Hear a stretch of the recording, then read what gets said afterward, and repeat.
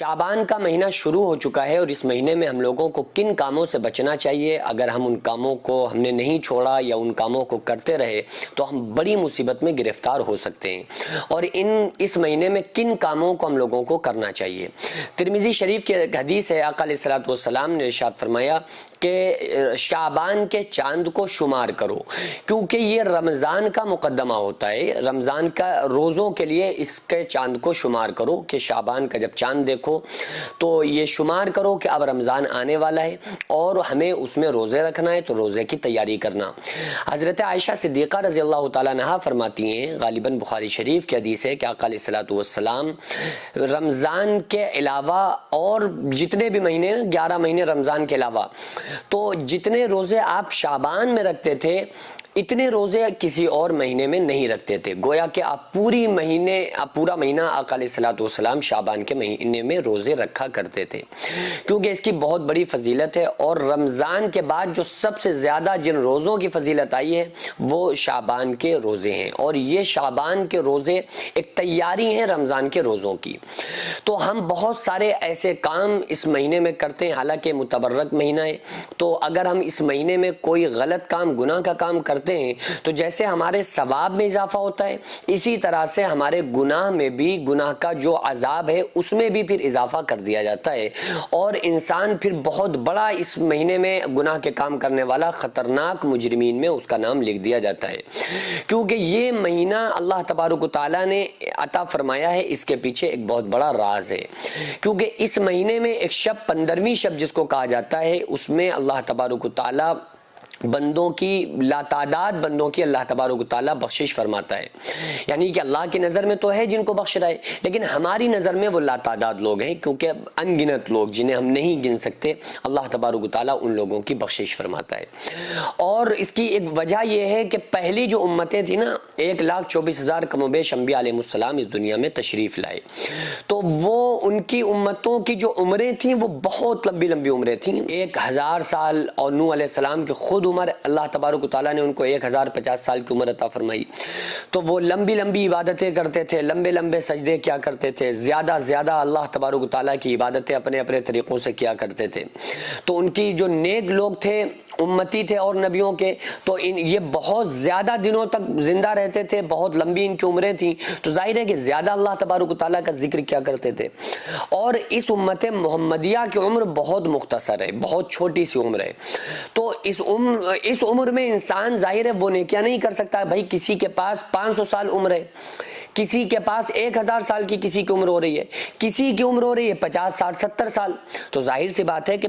50 سال والا اتنی نیکیاں نہیں کر سکتا جتنی 500 سال والا نیکیاں کرے گا۔ تو اللہ تبارک و تعالیٰ نے امت محمدیہ پر اپنے محبوب صلی اللہ علیہ وآلہ وسلم کے صدقے میں توسل سے یہ انعام فرمایا ہے کہ اللہ تبارک و تعالیٰ نے ہم لوگوں کو اس میں بہت سارے مہینے اور بہت ساری راتیں ایسی عطا فرمائی ہیں کہ جس میں ہم عبادت کر کے اللہ تبارک و تعالیٰ سے زیادہ ثواب لے سکتے ہیں، جیسے رمضان میں لیلۃ القدر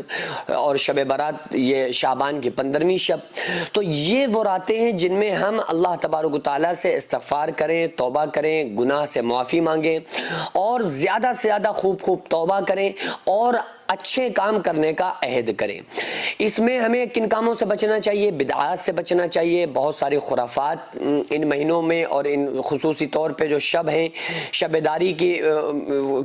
جگہ پر ہم بہت ساری بدعات اور خرافات میں پڑ چکے ہیں، ان سے بچنا چاہیے، کیونکہ اللہ تبارک و تعالیٰ نے قرآن مقدس میں ارشاد فرمایا کہ جو ان المبذرین کانوا اخوان الشیاطین، فضول خرچ کرنے والے شیطان کے بھائی ہیں۔ تو کوئی اس رات پٹاخے چھوڑا رہا ہوتا ہے، کوئی سریاں چھوڑا رہا ہوتا ہے، کوئی کچھ کر رہا ہوتا ہے، کوئی کچھ، تو یہ تمام بدعات کاموں سے بچنا چاہیے، ورنہ یہ ہمارے لیے وبال جان بن جائیں گے۔ کیونکہ ہم نے اس رات کو بڑا اچھا نام دیا ہوا ہے کہ شب برات، اور واقعی یہ بڑی شب برات ہے، برات نجات والی رات ہے، اور اس شب برات میں پھر ہم اس کی فضیلت کو پامال کر دیتے ہیں ایسے گناہ کر کے۔ تو ایسے گناہ ہمیں بالکل نہیں کرنا ہے، ورنہ ان گناہوں کی نحوست ایسی ہوتی ہے کہ ہمیں پھر دنیا میں بھی اس کی وجہ سے مصیبتیں آنا شروع ہو جاتی ہیں۔ کیونکہ آقا علیہ الصلوۃ والسلام نے ارشاد فرمایا آسمان میں دو دروازے ہیں، جب بندہ عمل کرتا ہے، نیک کام کرتا ہے تو ایک سے اس کا عمل چلتا ہے، دوسرے سے رزق اترتا ہے، اور جب بندہ اچھے عمل کرنا بند کر دیتا ہے تو دونوں دروازے بند ہو جاتے ہیں۔ اب اگر کوئی انسان بہت گناہ گار ہے، وہ نمازی نہیں پڑھتا ہے، قرآن دین اسلام سے مطلب ہی اس کو نہیں ہے، پھر بھی عیش کی زندگی بسر کر رہا ہے، تو آپ اس کا عیش دیکھ کر آپ دھوکے میں نہ پڑ جائیں۔ تو اللہ تعالیٰ نے قرآن مقدس میں ارشاد فرمایا اعلموا انما الحیات الدنیا لعب ولہو وزینۃ وتفاخر بینکم